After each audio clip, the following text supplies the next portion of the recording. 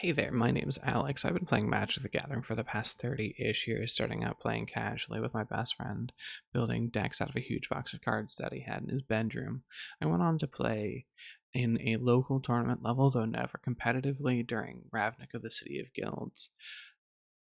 I've since learned that my favorite format for Magic the Gathering is Commander because it tends to attract more casual players and lower skill players.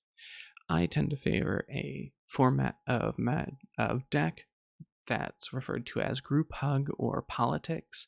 So these are decks that favor giving my opponents options because I believe that it's more fun to win when my opponent's at their strongest state. So I'll give them access to card draws, lands, and other options to sort of smooth out the curve in their deck. And then if I win, it's going to be by taking advantage of misplays, misunderstandings, or my opponent not knowing the board state as well as I do.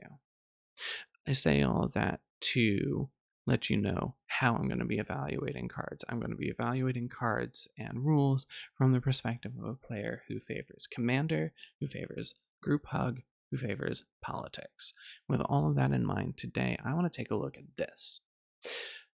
That's not a card, but it is a topic that's come up a number of times during gameplay. These are here to represent rolling to attack.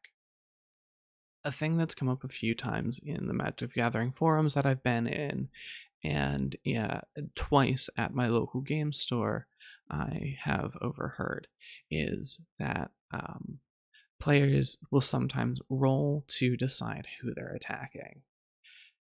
This is a thing that sometimes risk-averse players will do, or conflict-averse players will do in order to help decide who their opponents are. But it's also a thing done by players who are unfamiliar with their opponents. Now, in general, the way I've heard it brought up is that rolling to attack is bad because it is because attacking should be a measure of one's ability to evaluate the board state. That being, what creatures are on the field, how many lands does who have, what is everybody playing, what's the commanders, what important things are in play right now. I think that this is a bit of a poor read on the situation. Like I said, rolling to attack is a thing that players with, for instance, things like social anxiety will do. When they don't want to upset their opponents, they will lean into a idea that randomness will decrease tension at the table instead of targeting one of their opponents and potentially upsetting that person, because I just wanted to play a casual game where we can roll out our jank tanks and get off our weird combos, hopefully, and let the cards decide. Why would you attack me? And some players just don't want to deal with situations like that. Some players are also particularly bad at evaluating board states. This is a thing for newer players, and again, actually players with social anxiety.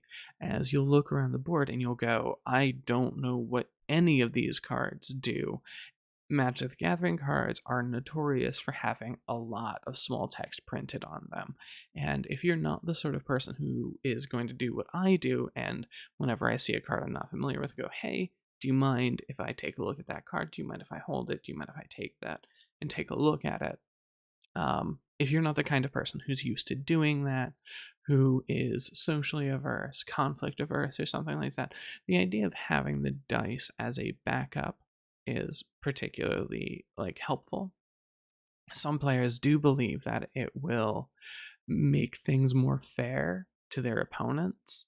So if you don't like being targeted by attacks, you're not going to be particularly in favor of attacking a given enemy. You don't want people to gang up on you, so you don't want to be seen as ganging up on an opponent. One of the nice things about rolling to attack is that after that point, if you do annoy an opponent, you now have a target. Oh, I'm gonna swing at, I roll a 4, and the guy right next to me, that's who I had assigned 4. Then that person, they're going to be like, why are you attacking me? And it's going to create that conflict between me and that player. That's a bit easier to deal with because I didn't attack you on purpose. I didn't have any malicious intent towards you. And you kind of know that, and I kind of know that.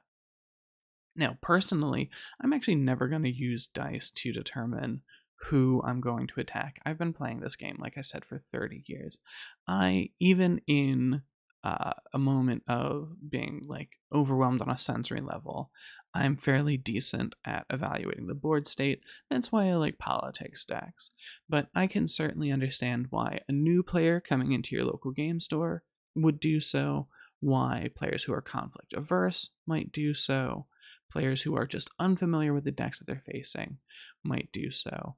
And then last, players who just are not good at reading the board state because the board states are complicated and weird. Hopefully, what I've said makes some sense. Hopefully, I didn't ramble too much.